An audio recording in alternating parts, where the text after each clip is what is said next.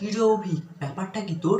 ক্লাসে সারা বছর যত্ন নিয়ে ভালো করে পড়ালাম, সবাই ভালো ভালো করলো, আর তুই ভালো ভালো করতে পারলি না। দাঁড়া, তোর হচ্ছে, তোর শাস্তি হচ্ছে। তোর বাবাকে কি বলবো? না না স্যার, আর হবে না। আপনি যা বলবেন আমি তাই করব। ঠিক আছে, স্কুল থেকে বেরিয়ে যা এক্ষুনি। ঠিক আছে স্যার, যাচ্ছি।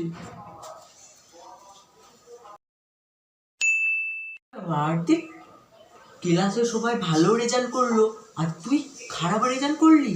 আমাদের স্কুলে একটা রিপোর্টেশন আছে, হেড স্যারকে বলে তোর ব্যবস্থা করছি। শুনুন স্যার,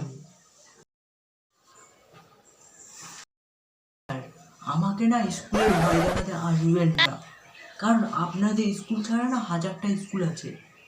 আমার বাবার যা টাকা আছে না, আমি যে কোনো স্কুলে অ্যাডমিট হয়ে যেতে পারবো, কিন্তু আপনাদের স্কুলে এমন বদনাম করবো যাতে কেউ ভর্তি হবে না। এ সৌভিক, বলছি শোন না, আমি না আজকে স্কুলকে কোনো টিফিন আনিনি, তো তোর টিফিনটা একটু ভাগ করে খেয়ে নেবো, মানে তুই দিবি? চলে চলে চলে, আমি তো তোর জন্যই রেখেছি ম্যাগিটা, আমি আর তুই দুজন মিলে ভাগ করে খাবো বলে। চলে চলে খেয়ে নেবো। ওই সুজন, কি এনেছিস?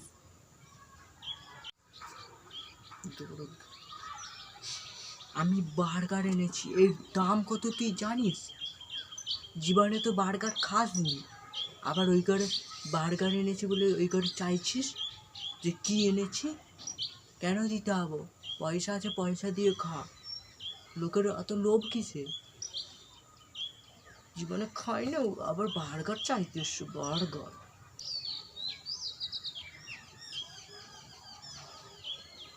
দরকার নেই, এইটুকুন বার্গার চাইছিস তো, সে আর বেশি বলছে খাবো নি, তুই খা।